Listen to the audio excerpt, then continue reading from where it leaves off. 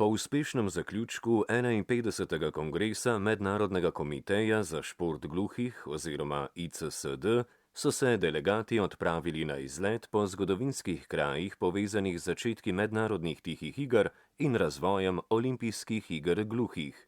Izlet je bil vrhunec obeležitve 100. obletnice ICSD, ko so se udeleženci poklonili pionirjem, med njimi ustanovitelju iger Eugenu Rubensu Elkeju.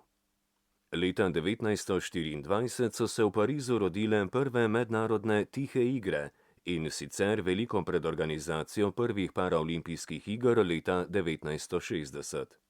Isabelle Mallory, predsednica zgodovinskega odbora ICSD, je z osebjem Nacionalnega inštituta za gluhe mladostnike oziroma INJS v Parizu sodelovala pri pripravi razstave, saj zelo dobro pozna zgodovino športa gluhih.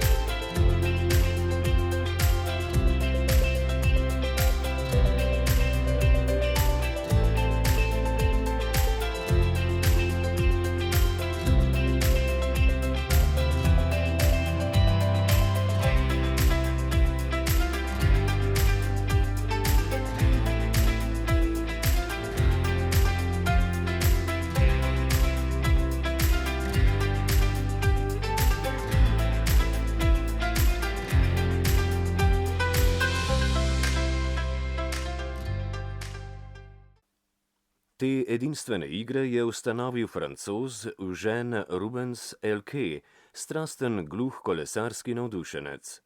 V času, ko je bila skupnost gluhih žrtev hude diskriminacije, je gluhim športnikom hotel omogočiti tekmovanja.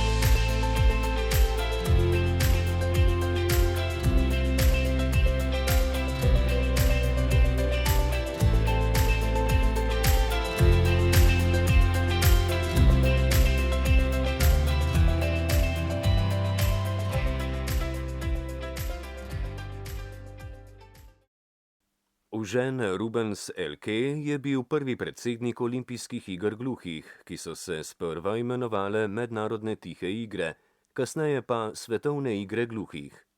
Na tem položaju je bil do leta 1953. Njegove vizije so podprle tudi druge ključne osebnosti, med katerim je bil Belgijec Antoine Dres, ki je bil tajnik in blagajnik od ustanovitve tihih iger do leta 1967. Udeleženci so se odpravili na izlet po zgodovinskih krajih povezanih z začetki mednarodnih tihih iger. Prvi postanek je bil na stadionu Pershing, kjer so od 10. do 17. avgusta 1924 potekale prve tihe igre, na katerih je sodelovalo 148 gluhih športnikov iz 9 evropskih držav. Mednarodne igre gluhih je ustanovil Eugene Rubens Elke in so se leta 1996 preimenovale v Svetovne igre gluhih, leta 2001 pa v Olimpijske igre gluhih. Na tem stadionu so leta 1924 na tekmovanjih uporabili vizualne signale namesto zvočnih. Nogometni sodniki so mahali zastavicami, na tekaški stezi pa so štart sprožili z lučjo namesto s pištolo.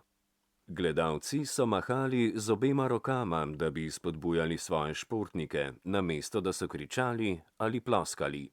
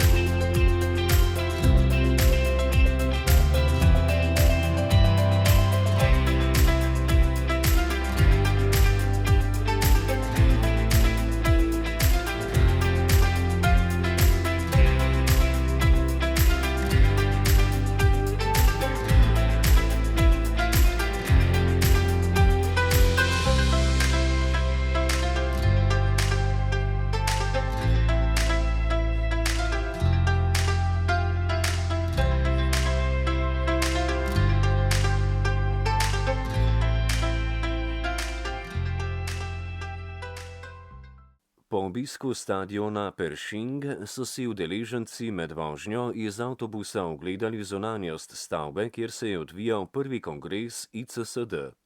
Tukaj so pionirji gibanja postavili temelje za nadaljnji razvoj športnih tekmovanj gluhih, ki je v preteklem stoletju preraslo v globalno športno gibanje.